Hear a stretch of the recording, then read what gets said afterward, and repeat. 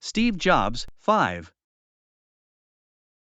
Enter Sculley, the Pepsi Chanllenge. After 2 years, Mike Markula needed to find a replacement for Apple's presidency. Jobs knew he wasn't ready to run Apple himself. They wanted Don Estridge from IBM, but he turned down Jobs' offer. So they enlisted headhunter Jerry Roche to find a top consumer marketer. John Sculley was the perfect candidate, with an East Coast privileged background. He was struck by Apple's poor marketing when visiting a computer store with his kids. When Jobs and Sculley met, Jobs was passionate about changing how people use computers. Sculley admired Jobs' passion and saw similarities between himself and the young, impetuous genius. The courtship continued, with Sculley playing hard to get. After their talks, both were very excited. The honeymoon. John Sculley was new to the casual culture at Apple. He tried imposing agendas, but meetings descended into debates and complaints. Steve Jobs' leadership style was already being challenged. Sculley was surprised people spoke so openly against the chairman. A small earthquake disrupted a meeting, causing confusion. Sculley felt this foreshadowed the chaos to come. Jobs invited Sculley over for breakfast and confided in him. Sculley felt they were like soulmates who understood each other. But Jobs soon realized they had different worldviews. Sculley promoted bozos, which Jobs couldn't tolerate. Sculley also began to tire of Jobs' rudeness to coworkers. He tried coaching Jobs, but found his emotional swings hard to deal with. Their first substantive disagreement was over Mac pricing. Sculley wanted $500 more to cover marketing costs, but Jobs resisted fiercely. Sculley prevailed, however. The launch, a dent in the universe. Real artists ship. In 1983, Apple was struggling to keep up with IBM's dominance in the PC market. But Steve Jobs had a vision to create a computer that would change the game.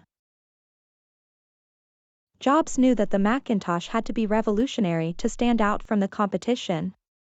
He rallied the Apple sales force by portraying Apple as the rebel against IBM's domination. 1 week before the Mac launch, engineers said the software wouldn't be ready. But Jobs insisted they make the deadline and ship it with your names on it.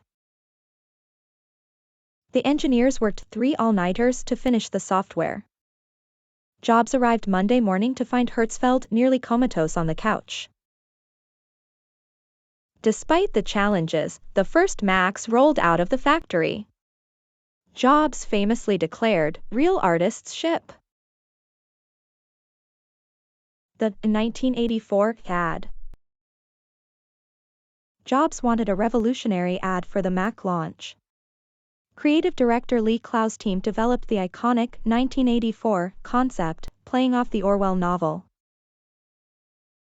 The ad captured the spirit of personal computers as tools for empowerment instead of oppression. Jobs liked the rebel message. Despite feeling like he had abandoned hacker principles, Jobs wanted to maintain his desired rebel image. The ad reaffirmed this image. Apple executives were skeptical, but Jobs insisted they needed something bold. He hired Ridley Scott to film the ad for an unprecedented $750,000. Apple executives hated the ad and wanted to fire the agency.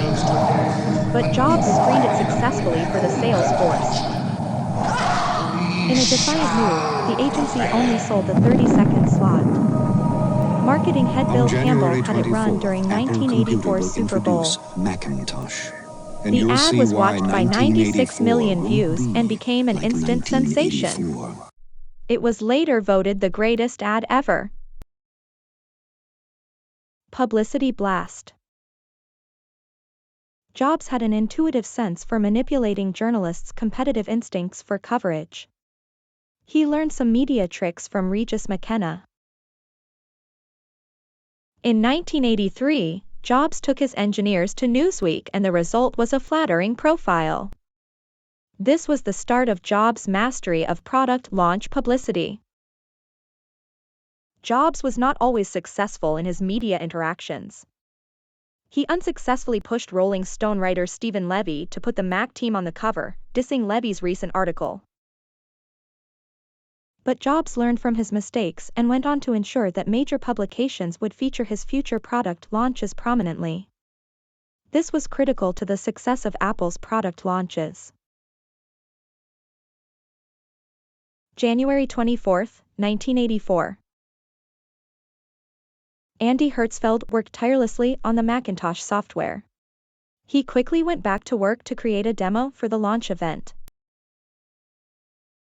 Steve Jobs wanted dramatic flair, including the Chariots of Fire theme song.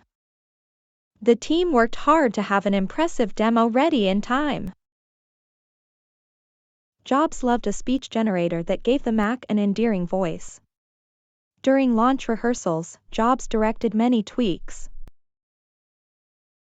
On launch day, the auditorium was mobbed with 2,600 people. Jobs recited Bob Dylan lyrics to set the tone. When the 1984 ad played, the crowd went wild.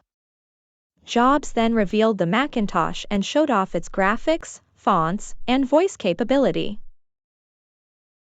Jobs gave each team member a Macintosh inscribed with their name, congratulating them.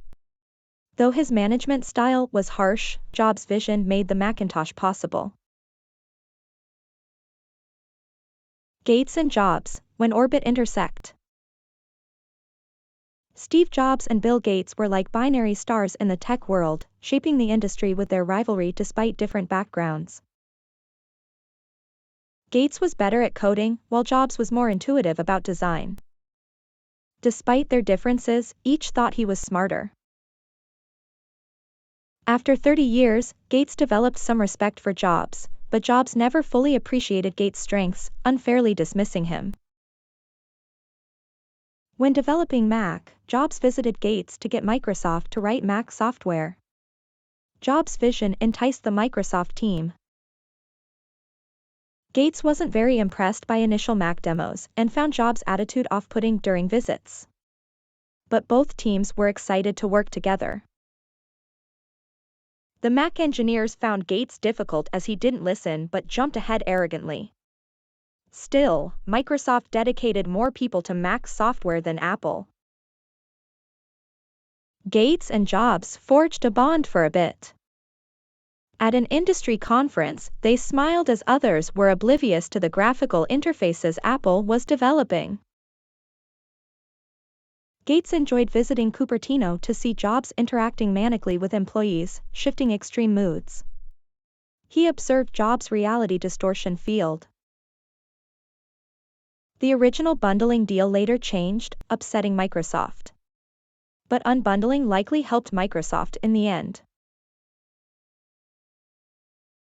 The Battle of the GUI. In the 80s, Microsoft was producing DOS while working closely with Apple. Apple feared that Microsoft might copy Macintosh's graphical user interface. Detailed questions were being asked about how Macintosh's operating system worked. Gates believed in graphical interfaces' future, acknowledging Xerox PARC's influence. In their deal, Jobs secured an agreement that Microsoft wouldn't create graphical software for others until a year after Macintosh's launch. However, the deal didn't anticipate the Macintosh launch delay, allowing Gates to announce Windows for IBM PCs in 1983. Jobs was furious about Windows, accusing Gates of betrayal. Gates privately showed Jobs Windows plans, hoping to ease tensions. Despite Jobs expressing disdain, Gates remained calm, calming Jobs momentarily. Windows 1.0 faced criticism initially. However, Microsoft's persistence eventually led to Windows dominance. In the OS war, Microsoft's persistent approach prevailed, highlighting a flaw in the universe where the best products don't always win.